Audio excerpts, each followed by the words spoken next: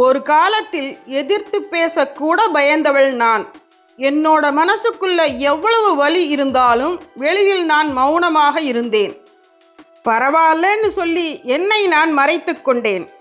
யாரையும் காயப்படுத்தக்கூடாதுன்னு நினைச்சேன். ஆனா யாரும் என்னை காயப்படுத்தக்கூடாதுன்னு யோசிக்கவே இல்லை. அது என் தவறுதான்.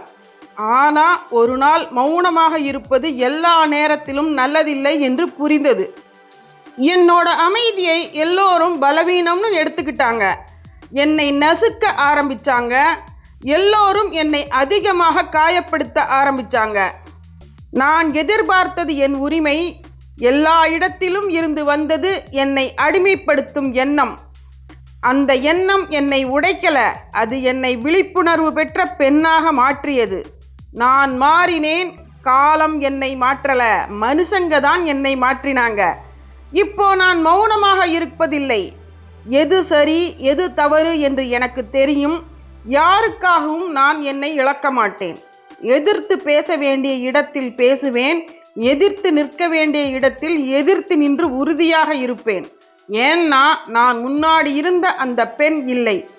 இப்போ நான் வலியால் உருவான வலிமையான பெண். இது என் மாற்றமல்ல, இது நான் நானாக மாறிய தருணம். நன்றி.